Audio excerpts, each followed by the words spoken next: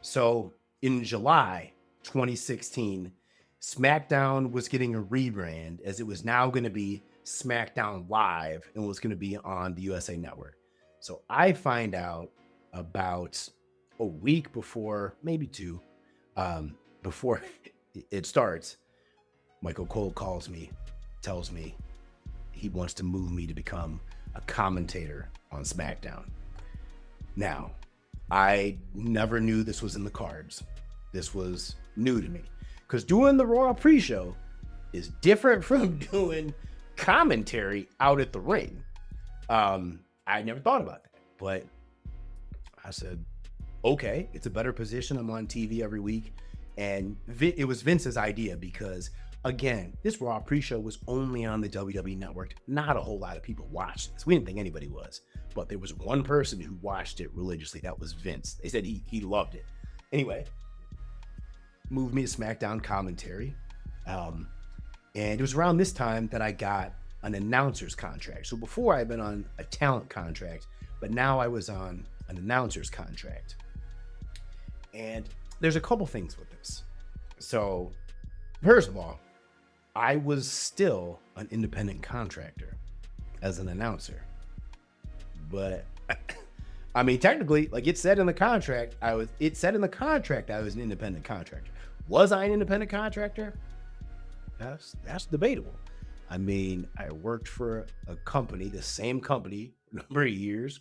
I did very employee-ish things, showed up at the same place, but I was treated as an independent contractor, if you know what I mean.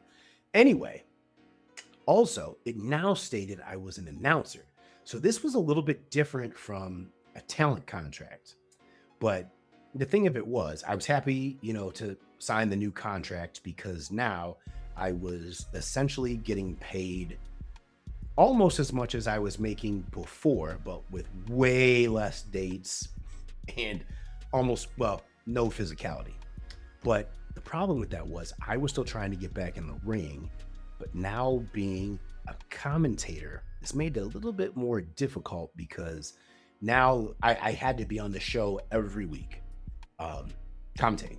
However, I did know, hey, there were certain times where commentators got back in the ring. Jerry Lawler, that happened with me. So I was thinking, all right, well, we can figure a way into this in the storyline. So I was always trying to figure a way to get back into the ring. Let me talk about how difficult commentating is. I was telling you about talking on the Raw pre-show. Commentating, first of all, we're not out here giving our real opinions because now that would be interesting. But listen, commentating is layered. I'll tell you why. When I watch something happen in the ring and they ask me a question, my first reaction is my real reaction. What do I think about this character? Well, I don't think this individual looks that great. I don't think he has the body. I don't think he has the charisma, personally. His moves are nice, but whatever. But I can't say that. Well, I know this person has heat backstage or, politics-wise, they're not going over. They're not getting them pushed. I can't say that. But these are the things I know. Or, oh, so-and-so, they're pushing to the moon. She's going over and everything. You cannot say that. All right, so that's off the table. Now, I have to tell the storyline. But, again, like I said, I'm a heel. That would be easy, but I'm playing the babyface. I'm a heel playing the babyface commentator, trying to put forth the storyline. And then you have Vince in your ear, like feeding you lines, which is cool. Like, I also got to talk about, the different positions you have here. So you have the play-by-play guy, which Mauro Ranallo was our play-by-play guy. Shout out to Mauro. He was awesome. This was Mauro's first time doing this, and this was my first time meeting Mauro. Cool guy, super talented. But again, this was his first time doing WWE, which he's amazing on boxing, like one of the best there is. This was very different from that even because within WWE, like now, he's got to cover the traffic. He basically has to be Michael Cole. Michael Cole is so respected because he's so amazing at his job, and people don't realize it unless like you do this. Even people in the company, I'm gonna tell you right now. Like when I was a talent, I didn't know how amazing Michael Cole was at his job until I started doing commentating, and you see, like, man, he's he's great. There's a lot you have to keep track of. So Morrow was like our quarterback, and he had a lot to keep his eye on. Then you had JBL, who's the veteran heel announcer. Easy. All he has to do is give his opinion and just be JBL. And you have me, where now my character would have been similar to JBL's. Actually, that would have been great if I had his spot. But again, now I have to be the babyface as a heel. So I'm trying to learn to navigate that. But it was fun, and man, I learned a whole lot.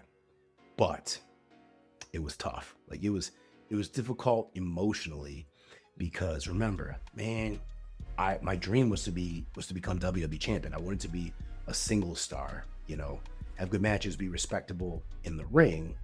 And the way, my career went is I had to take this alternative path to protect my IP, to protect who I was as a character, to then try and get back into the ring, but in a better spot that was more respected. But now I'm a commentator sitting front row, watching all of my friends achieve their dreams, like right in front of me, and I'm happy for them.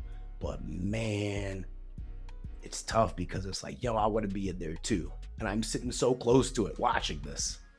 I once heard Maven describe this. Shout out to Maven. He's awesome. And I related to his description so much, but it's like, watching I think he said it's like, you go to the dance with a girl and then she's with another guy, or seeing your girl with, I don't know, another guy, something like that. But like, I get it. Like wrestling is the girl. It's like, man, I want to be in there, but like, man, it was tough. So anyway, it's really tough because it's sitting being that close to your dream, but not being able to participate in it yet. But then like, I did find it rewarding, like helping put over my friends and other people achieving their dreams. And so that's a way of like, giving, like it made me happy. Because another thing that was really cool about this was, now that I was on the SmackDown announce team, I got to participate in the production meetings. Now, this was awesome. This is one of the coolest things I got to do being at WWE, and just was so eye-opening, especially from being a talent. Like, I had no idea what went on in these meetings. I'll tell you what it was like. So, whatever call time was for the talent, the production meeting would be, we'd have to be there like an hour or two ahead. It would always run late. Then we would get in there, everybody would be seated, and then eventually, when Vince came in, it started. First, they would have, sometimes they might have somebody tell a joke. Otherwise, they would check in with WWE social media, and they would just let Vince know the trends, what people were talking about on social media from the previous show, what things worked, what things didn't, yada, yada, yada. Then if there was a live event, a premium live event or a pay-per-view coming up, they might touch on that a little bit. Otherwise, they would get right into the show for that night, which was SmackDown for me. And so then they would go through it segment by segment. And so Road Dogg was the head producer, the head writer. He would get up and usually lead this. And then he would defer to different agents or writers for their parts. So like, if there's opening segment, he would defer to the writer, who would then explain the opening segment, what the purpose was, the promo, who's cutting it or whatever, and how that was going to set up later in the night, yada, yada, yada. Then they would go through the matches, and whoever the agent was would just explain it. And then the agent would say what they were looking for in the match. Now, this was interesting because rarely, if ever, were specific wrestling moves ever discussed, like the technical part of it. And Shane McMahon, this was really cool, because Shane McMahon had a huge part on SmackDown. I don't know if he was the GM or what he was, but like, he was heavily involved in the creative and would be in the production meetings. And again, like, I remember I was just starting out in commentary, and I remember like, I ate with Shane McMahon on a number of occasions, like in catering. Like, he would come sit by me and we would talk. And I remember he was giving me advice on commentating, like right when I started, and trying to find my own voice. Like, he was just really cool. And we bonded over, he has 3 sons and I have a son. And so like we'd always, talk about our boys and stuff. And like Shane's just a really good dude, chill dude.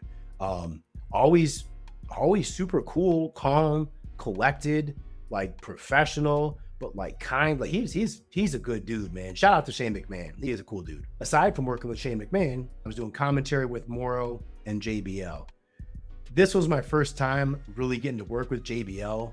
And I walked into it, having heard the rumors about him that, he's like a backstage bully and stuff.